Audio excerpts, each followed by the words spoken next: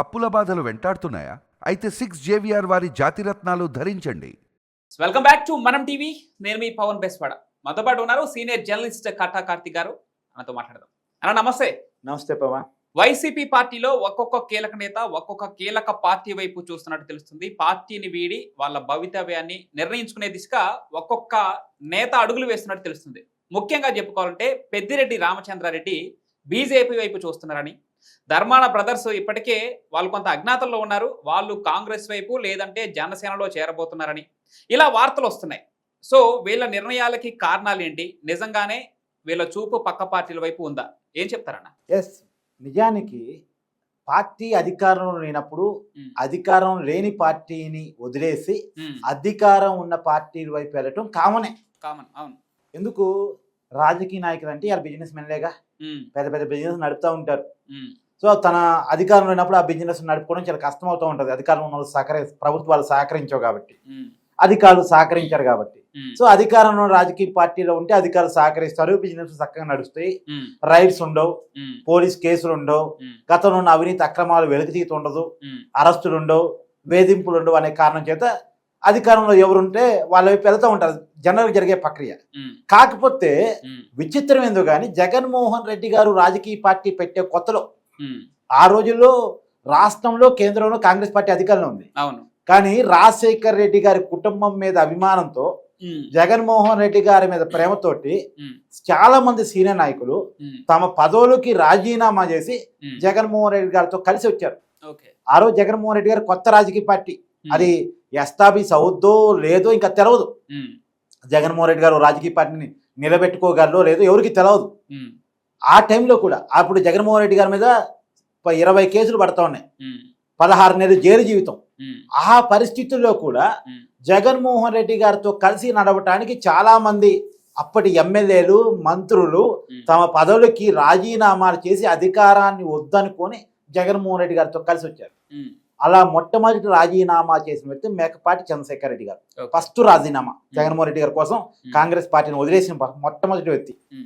కానీ ఆ వ్యక్తి వైసీపీ అధికారంలో ఉన్నప్పుడు, జగన్మోహన్ రెడ్డి గారు ముఖ్యమంత్రిగా ఉన్నప్పుడు ఆయన కలదేగా వైసీపీ అనే పార్టీ ఎస్టాబ్లిష్ కావాలి, జగన్మోహన్ రెడ్డి గారు ముఖ్యమంత్రి కావాలి.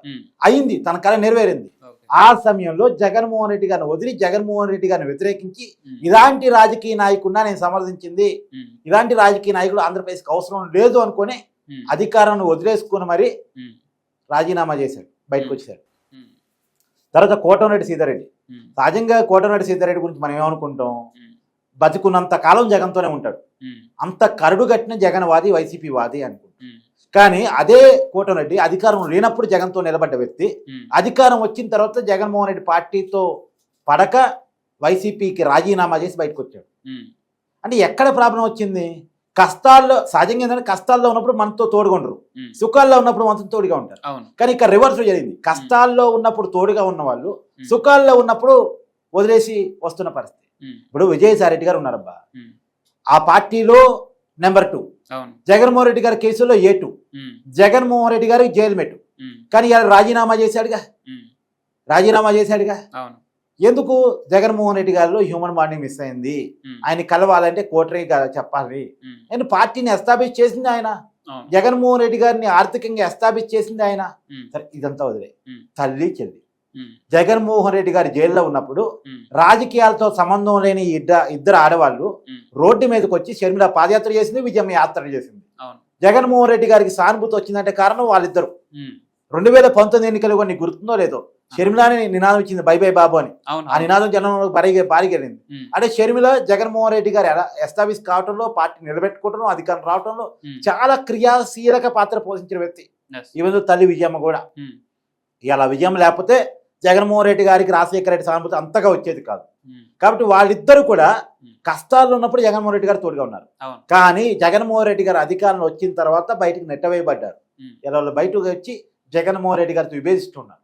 అంటే సొంత చెల్లి కూడా జగన్మోహన్ రెడ్డి గారితో హ్యూమన్ బాండింగ్ మిస్ అయిందని విభేదించిన తర్వాత, ఆస్తుల కోసం గొడవలు పెట్టుకున్న తర్వాత, నెంబర్ 2గా ఆత్మగా ఉన్నటువంటి విజయసాయి రెడ్డి గారు కూడా వదిలేసి వచ్చిన తర్వాత, 16 నెలలు జైలు జీవితం జగన్మోహన్ రెడ్డి కోసం గడిపిన వ్యక్తి, అలాంటి వ్యక్తి కూడా వదిలేసి వచ్చిన తర్వాత జగన్మోహన్ రెడ్డి కోసం రాజీనామాలు చేసి కష్టాల్లో నష్టాల్లో వెన్నంటున్న వాళ్ళంతా రాజీనామాలు చేసి వచ్చిన తర్వాత ఇక వీళ్ళు ఉంటారు పక్క అంటానికి ఎవరు లేరు. ఇక ఓకే ఎవరైనా వెళ్ళొచ్చు.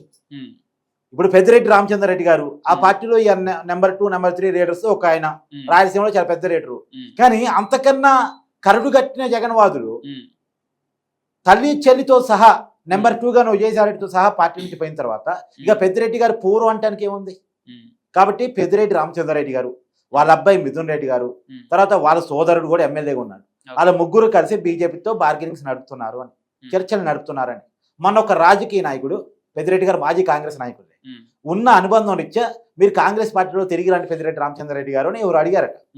అడిగితే ఆయన చెప్పాడంట, చంద్రబాబు నాయుడు గారు ఏ పార్టీలోకి వెళ్ళమంటే ఆ పార్టీలోకి వెళ్తా అని చెప్పాడు. ఆశ్చర్యకరమైన కామెంట్ కదా. నిజానికి వాళ్ళ పార్టీకి అధినాయకుడు జగన్మోహన్ రెడ్డి, పెద్దిరెడ్డి గారికి సుదీర్ఘ రాజకీయ శత్రువు చంద్రబాబు నాయుడు. ఆ చంద్రబాబు నాయుడు గారు చెప్తే ఏ పార్టీలోకి వెళ్ళమంటే ఈయన ఆ పార్టీలోకి వెళ్ళటం ఏంటి అంటే పక్క చూపులు చూస్తున్నారు. పార్టీతో ప్రభుత్వంతో తగాదు పెట్టుకుందాం అన్న ఆలోచనతో పెద్దిరెడ్డి గారు లేరు. ఎందుకు? ఆయన మీద భూ కబ్జాల కేసులు, వాళ్ళ కొడుకు మీద లిక్కర్ కేసులు. కాబట్టి ఈ కేసులో ఇరుక్కొని తమ బిజినెస్ అన్ని లాస్ చేసుకొని భూములన్నీ ప్రభుత్వం స్వాధీనం చేసుకొని ఇవన్నీ ఇబ్బందులు ఎందుకు? ఏ అవసరాల కోసం అయితే వైసీపీ పార్టీలో ఉన్నానో అవసరాలు ఇలా రివర్స్ అవుతున్నాయి. కాబట్టి నేను ఇక్కడ ఎట్టా విలువ ఉండదు. కాబట్టి నేను మళ్ళీ తిరిగి కాంగ్రెస్ పార్టీలోకి వెళ్దామా బీజేపీ పార్టీలోకి వెళ్దామా అంటే బీజేపీ పార్టీలోకి అంత ఈజీగా రానివ్వరు. ఎందుకంటే వాళ్ళ కూటమి పార్టీలో ఒక కండిషన్ పెట్టుకున్నాయి, ఎవరిని చేర్పించుకోవాలనుకున్నా ముగ్గురు ఒక అండర్స్టాండింగ్ రావాలని. గతంలో బీజేపీలోకి చాలా మంది వైసీపీ నాయకులు విచ్చలవిడిగా చేరిపోయారు. అప్పుడు ఒక మీటింగ్ జరిగింది, అట్టా మీరు కేసులో ఉన్న అందరినీ చేర్పించుకుంటే ఎట్టా అని చెప్పేసి మీటింగ్ జరిగి మధ్యలో ఒక అండర్స్టాండింగ్ రాకుండా విచ్చలవిడిగా చేర్పించుకోవద్దు అనేటువంటి ఒక అండర్స్టాండింగ్ ఆ 3 పార్టీలు వచ్చాయి. కాబట్టి ఇప్పుడు ఒక మొదట్లో డోర్లు ఈజీగా తెరిచారు కానీ ఇప్పుడు తెరవట్లే, ఏ పార్టీలకు తెరవట్లే. అందుకని ధర్మాన సోదరులు కూడా జనసేనలో చేరతామని ఎప్పటి నుంచో లాబింగ్ చేసుకుంటున్నారు, కానీ కుదరట్లే. ఇప్పుడు బాణ శ్రీనివాస్ రెడ్డికి ఈజీ అయింది మొదట్లో జనసేనలోకి వెళ్ళటం, కానీ ఇప్పుడు వస్తాం అనుకున్న వాళ్ళకి అంత ఈజీ కావట్లే. వైసీపీ పార్టీ నుంచి 3 ఎమ్మెల్యేలు రెడీగా ఉన్నారు జనసేనలోకి రావడానికి, ఒక 2 ఎమ్మెల్యేలు రెడీగా ఉన్నారు టీడీపీలోకి రావడానికి, కానీ వీళ్ళు డోర్ తెరవట్లే. ఎందుకంటే ముగ్గురు ఒక అండర్స్టాండింగ్ వచ్చిన తర్వాత చేరికల మీద మాట్లాడుకుందామని వీళ్ళ ఆలోచనలు వీళ్ళు ఉన్నారు. కాబట్టి ఒకప్పుడేమో ఈజీగా జరగలిగారు, ఇప్పుడు కొద్ది కట్టం. అయితే ఇప్పుడు వైసీపీ కొత్త ప్లాన్ వేస్తున్నారు. ఇప్పుడు సహజంగా ఏంది, జనసేనలోకి రావడానికి, బీజేపీలోకి రావడానికి, టీడీపీలోకి రావడానికి ముగ్గురు ఒప్పుకుంటేనే రావాలనేది కండిషన్ పెడుతున్నారు కదా. వాళ్ళకి మన మీద కోపం ఉంది, మనం చేసిన ఏకచక్రాలు కూడా అట్లా ఉన్నాయి కాబట్టి రానివ్వరు. కాబట్టి ఏం చేద్దాం, కొత్త ప్లాన్, కాంగ్రెస్లోకి వెళ్ళిపోతాం. కాంగ్రెస్లో పోయి వైసీపీని టార్గెట్ చేద్దాం. వైసీపీని టార్గెట్ చేస్తే వైసీపీ ఓటు బ్యాంక్ అంతా ఎవరిది? కాంగ్రెస్. తిరిగి కాంగ్రెస్కి ఓటు బ్యాంక్ వస్తుంది. ఒకరు రావట్లేదు, కాంగ్రెస్ పికప్ కావట్లేదు, కాంగ్రెస్ పార్టీలో ఉండి వైసీపీని టార్గెట్ చేస్తే కూటమి పార్టీలు కొన్న కోపం వైద్యుగా మా మీద, అప్పుడు జనసేనలోకో టీడీపీలోకో బీజేపీలోకి వెళ్దాం. ఇవాళ వైసీపీ పార్టీ నుంచి వస్తే డోర్ డెరర్ కాబట్టి, అంటే ఈ రోడ్లో వస్తే డోర్ డెరర్ కాబట్టి ఈ రోడ్లో వద్దు, పక్క రోడ్ నుంచి దొంగ దొడ్డిదారు నుంచి వచ్చి మళ్ళీ ఇక్కడ చేద్దాం. So YCP to via Congress to BJP or Janasena TDP, అంతే అంతే. ఆ రకమైన ఆలోచనతో ఇప్పుడు ధర్మాన సోదరు కాంగ్రెస్ వైపు చూస్తున్నారు. రైట్. తర్వాత దువ్వాడ శ్రీనివాసు అతను జనసేన కోసం చూస్తున్నాడు, కానీ తిట్టకుండా తిట్టాడు గతంలో పవన్ కళ్యాణ్, ఎందుకు రాణిస్తారు? అందుకని కాంగ్రెస్కి వెళ్ళి అక్కడ వైసీపీని టార్గెట్ చేసి అవసరమైతే 1-2 సార్లు పవన్ కళ్యాణ్ బోడి మళ్ళా కొద్దిగా మచ్చిగా చేసుకొని పాత విషయాలన్నీ మర్చిపోయిన తర్వాత మళ్ళీ జనసేనలో జాయిన్ అవుతాను వాళ్ళ ఆలోచన. అంటే వీళ్ళు ఆహ్వానిస్తారో తెలియదు, వాళ్ళైతే ప్లాన్ తీసుకుంటున్నారు. ఇప్పుడు తమ్మినేని సీతారాం అన్నాడు, తమ్మినేని సీతారాం స్పీకర్ గా ఉన్నాడు, రాజ్యాంగబద్ధ పదవిలో ఉండి కూడా చంద్రబాబు నాయుడు ఉద్దేశించి ఇస్తారైతే మాట్లాడారు ఆ రోజు.